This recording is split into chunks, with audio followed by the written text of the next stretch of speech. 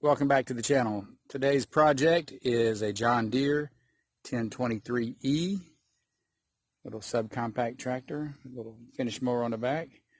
Very simple video. I'm going to show you how to replace the cartridge fuel filter that's in your water fuel separator, whatever that thing's called right there. We're going to replace that. I've already replaced the air filter. We have 200 hours on this tractor.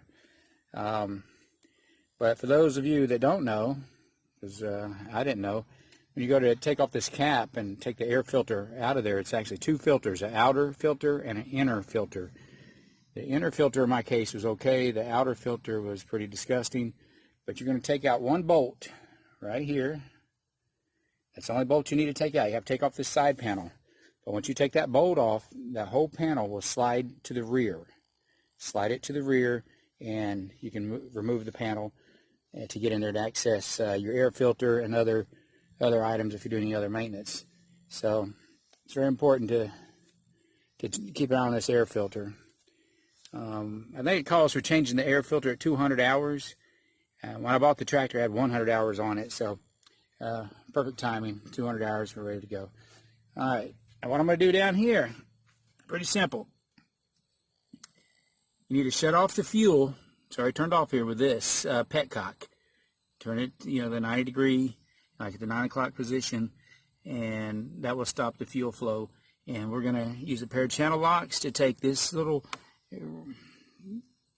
nut or whatever you want to call it loose, and then we're going to take out the filter. And I'm just going to use a pair of channel locks. The bigger the better.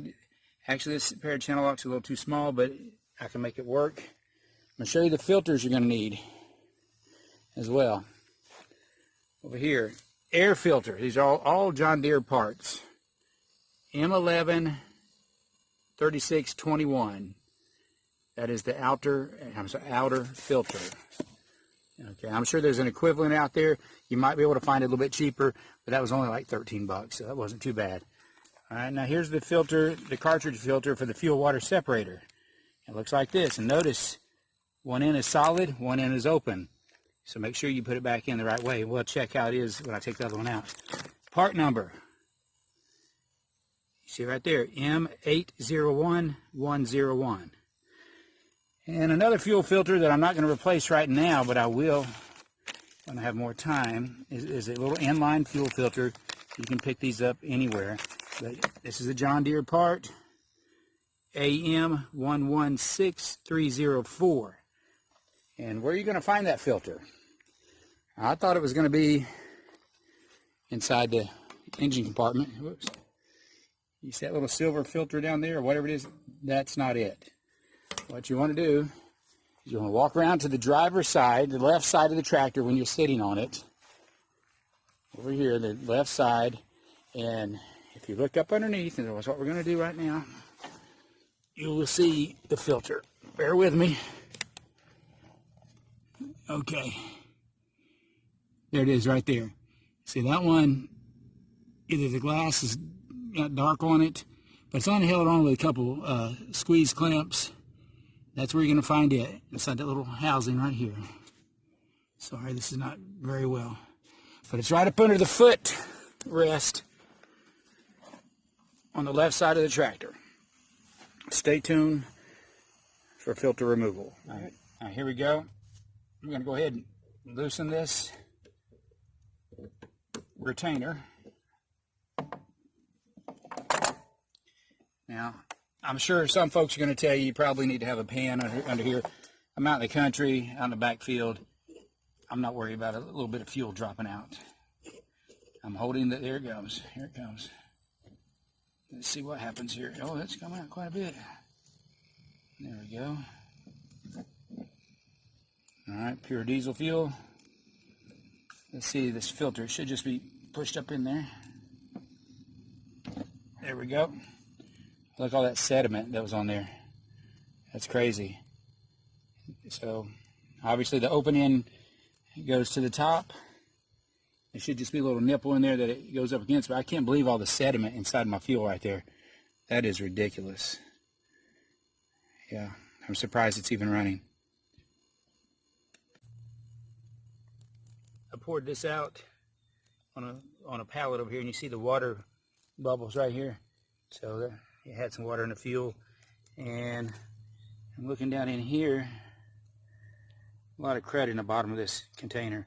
I'm assuming this has never been changed. I'm going to clean all this up and put it back together. Okay, I got it all cleaned up now. All I did was rinse it out with water. I'm sure people are going to advise not to do that. But I took a paper towel and dried it out. And this is what was inside there.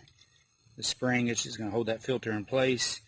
And this looks like a washer of some sort at the bottom. And you can see I'm just going to drop this down in there. That went right down in there. Put my spring down in there now. Look at that. Went right in there. I'm going to put it back together. I'm going to put the filter up on there with a hole going to the top. And then I'm going to put this all back together. So bear with me.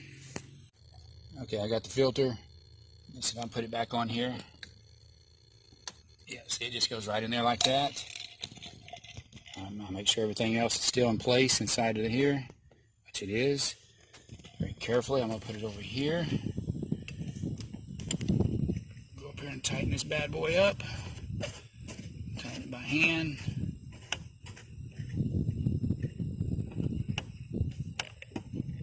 I don't claim to be an expert on any of this stuff. Let's just go ahead and clarify.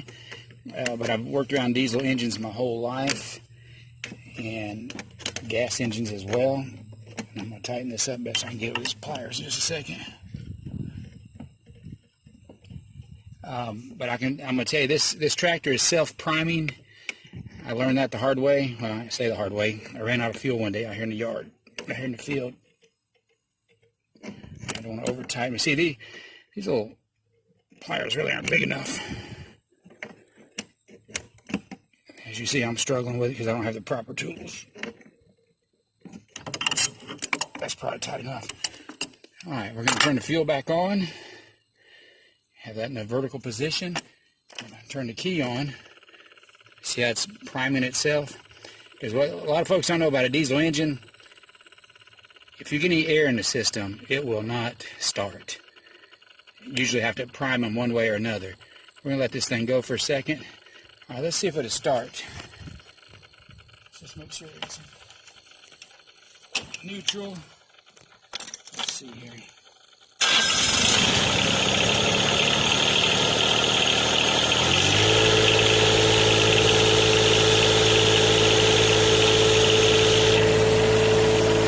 I'm going to check the fuel leaks.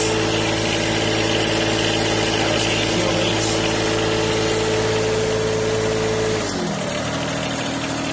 Mission accomplished. Thanks for watching.